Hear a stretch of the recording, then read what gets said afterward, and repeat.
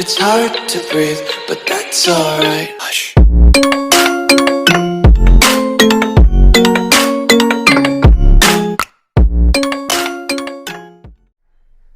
Salut tout le monde, on se retrouve aujourd'hui pour une nouvelle vidéo. Donc c'est une vidéo sur la GDC. C'est une troisième victoire consécutive contre un clan francophone. Donc aujourd'hui on va vous montrer du gameplay TH13, TH12 et TH11. Donc on va partir sur le premier gameplay, c'est le gameplay de Romy.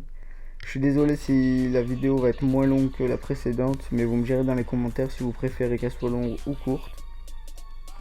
Donc il attaque en sorcière bouliste golem de glace avec un lance-bûche et 8 séismes et 4 gels. Donc il va faire 2 ouvertures. On va mettre en x2, il fait une première ouverture au niveau de l'aigle, une deuxième au niveau de l'HDV. Donc il envoie ses golems de glace dans l'angle à droite avec le lance-bûche. Donc le lance-bûche qui va aller toucher l'HDV et un Arc-X et le CDC. Donc il envoie ses boulistes et ses sorcières et ses héros derrière qui vont aller directement au centre du village. À part le roi qui tourne, c'est dommage. Donc il y a tout qui rentre, le CDC adverse qui sort, l'arène adverse et le CDC qui est gelé. Donc voilà, le CDC qui est tombé, l'arène qui va tomber, l'aigle qui tombe également. Donc l'arène qui fait un travail de fou au centre, le roi qui vient de tomber, il a fait le tour du village. Donc l'arène qui fait tomber l'HDV, il grappille des pourcentages avec ses boulistes et sorcières au nord. Donc c'est un beau 2 étoiles, GG à Romy. Dommage qu'il a pas perf, on est habitué à ce qu'il perf, mais bon c'est pas grave. Donc on part sur un deuxième gameplay de Adrien, cette fois c'est le chef de clan qui attaque. Donc il attaque en sorcière, j'ai tellement l'habitude de voir des sorcières. Donc il attaque en électro-dragon broyeur et 6 foudres avec 2 rages et 3 gels. Donc il foudre 2 anti-aériennes au nord. C'est dommage, il aurait pu prendre le souffleur avec là. Donc il envoie un suicide héros à gauche, donc il va aller prendre une troisième anti-aérienne et la reine je pense. Donc voilà, il active sa capote du roi. La reine qui va tourner, c'est dommage. Donc le CDC qui sort. Le CDC qui va aller directement finir la reine. C'est dommage, du coup il a pas pris l'anti-aérienne. Il envoie ses électro-dragons ballon avec la championne et le warden. Donc tout rentre au centre du village. La tour de l'enfer de l'HDV, elle a fait extrêmement mal aux électro-dragons. Donc il active sa capa au niveau de l'HDV. L'aigle qui fait très mal aussi. Donc voilà, il envoie son broyeur en fin d'attaque pour grappiller des pourcentages au niveau de la tour de l'enfer. Il lui reste les ballons et 2 électro-dragons. Donc les ballons vont aller chercher la dernière tour de l'enfer. Et les électro-dragons, ils vont aller grappiller quelques pourcentages. Donc c'est un beau 2 étoiles, GG Adrien. Après moi je suis pas fan de l'électro-dragon parce que c'est vraiment aléatoire. Mais bon, après chacun son avis là-dessus. Donc on va partir sur un troisième gameplay, c'est le gameplay d'Anthony qui perd sur un TH12. Donc il attaquait en PK, sorcière, golem de glace, bélier et dragbat. Donc il fait une ouverture au niveau du CDC pour la fin de la partie d'attaque. Donc on va mettre en x2. Il envoie ses golems au nord avec le bélier et les PK, donc ça va rentrer directement pour la première tour de l'enfer. Les sorcières et les héros qui suivent. Il envoie ses dragbats sur le deuxième compartiment au nord pour finir le passage des héros et du bélier, des PK, des sorcières. Donc voilà, l'aigle qui vient de tomber, donc tout se dirige vers l'HDV. Il y a énormément de sorcières à l'extérieur du village. Il active sa capa warden en plein milieu du village. Il lui reste le roi, la reine, la championne, le warden encore en vie. Donc voilà, l'HDV qui va pas trop tarder à tomber. Il finit les 2-3 bâtiments au nord. Donc voilà, l'HDV qui est tombé, c'est une belle attaque. Il lui reste énormément de troupes, c'est 4 héros. GG à Anthony. Donc on va partir sur un autre gameplay, cette fois c'est un gameplay de Baptiste. Baptiste qui a perf un TH12 avec un AQH Minogue. Donc il envoie sa partie AQH à gauche avec une caserne PK et roi pour finir l'entrée de l'AQH. Il fait une entrée en super sapeur. Il envoie un ballon pour les bombes noires au cas où. Il fait rentrer son roi, son PK et les sorciers derrière. Donc la reine qui va aller chercher la reine adverse, le CDC et l'aigle. Donc voilà, la reine adverse qui va tomber. Le roi qui continue d'avancer, qui va aller chercher une anti-aérienne. Qui va pas trop tarder à tomber. Alors moi il aura affaibli un peu le CDC. Donc voilà, la reine s'attaque à l'aigle.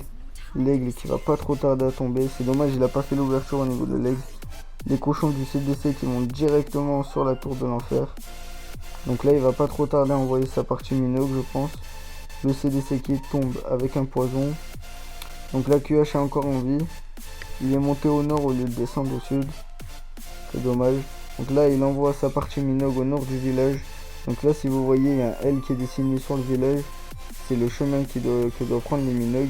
Je vous ferai une vidéo sur la compo pour vous expliquer comment l'utiliser, comment elle marche et comment strater. Donc les mineurs et cochons qui avancent, qui est soutenu par la QH. Donc ça avance tranquillement, les deux tours de l'enfer qui sont gelés.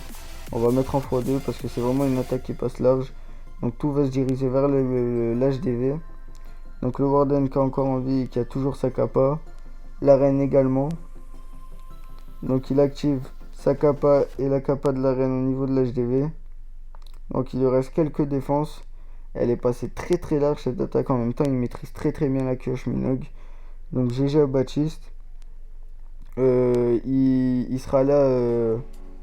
Il vous montrera quelques gameplays pour la QH Minogue pour la prochaine vidéo. Donc on va partir sur un autre gameplay. Cette fois c'est un gameplay de Blue Knight. Ah non, c'est un... Excusez-moi. C'était un compte préma. Donc on va partir sur un autre village. C'est un village de TH11 qui est presque max. Donc c'est Fro qui l'attaque en super géant, sorcière, lance-bûche et les héros. Donc il a 3 gels, 2 sorts de saut, un rage et un soin. Donc il envoie son lance-bûche au nord du village et ses sorcières derrière. Donc on va mettre en x2. Il envoie ses géants également avec ses héros. Donc tout va rentrer au milieu du village. Le lance-bûche qui va toucher directement l'aigle. Donc tout avance. Il active sa kappa du Warden. Donc ces deux sauts il les garde pour la fin de l'attaque. Les cochons du CDC qui sortent. Les cochons c'est pas mal hein, franchement. J'aime bien les cochons dans le CDC. Donc les super géants qui font un travail de fou. La reine qui le soutient. Elle va faire tomber la dernière tour de l'enfer. Donc tout se dirige vers l'HDV. Comme je vous ai dit, il garde ses deux sauts pour l'HDV. Il gèle la reine adverse. Donc voilà, il reste plus que l'HDV et un camp au nord. Donc on va mettre en x4 GG Afro qui a fait un superbe pef et il reste énormément de troupes. Donc on va partir sur un autre perf. Cette fois c'est moi-même qui a perf, c'est sur un TH11. Donc j'attaque en sorcière bouliste, golem de glace, lance-bûche avec 4 séismes pour faire une entrée au niveau de l'aigle. Donc voilà, je fais une entrée au niveau de l'aigle. Je vais envoyer ma partie golem, sorcière, bouliste, lance-bûche au nord avec les héros. Donc je lance les boulistes pour finir les héros. Les héros qui rentrent, la première tour de l'enfer qui est tombée. Le lance-bûche qui va aller toucher directement l'aigle et qui le fait tomber. Donc dans le CDC, je sais pas ce qu'il y avait, mais il n'y a qu'un ballon qui est sorti. Donc les sorcières qui font un travail de fou, j'active la kappa du Warden en plein milieu du village. Donc le roi qui s'attaque à la dernière tour de l'enfer qui vient de tomber. Le Yeti, c'est dommage qu'il ait sauté parce qu'il aurait pu servir pour la fin d'attaque. Donc j'envoie un PK au nord avec un bébé dragon pour essayer d'aider la fin d'attaque. Mais bon, j'aurais dû l'envoyer avec la reine finalement. Donc là, la reine qui finit les 2-3 bâtiments. Le gogo qui va prendre l'aggro parce qu'il passe devant. Il y a toujours le Warden et une sorcière avec 2 sorciers. Donc on va mettre en x4. C'est vraiment pas passé loin du tout. Donc là j'active la reine pour essayer d'aller un peu plus vite. Parce qu'elle était bloquée à cause du mur. Mais donc voilà, si vous avez aimé la vidéo, abonnez-vous, partagez ou commentez, lâchez un like. Donc dans la prochaine, je ferai une vidéo aussi. Donc dans cette GDC, il s'est passé un truc de fou. C'est que dans notre défense, il y a un de nos joueurs qui a fait exactement cette défense. Donc je vous présenterai son village dans une vidéo. Donc je vous dis ciao ciao.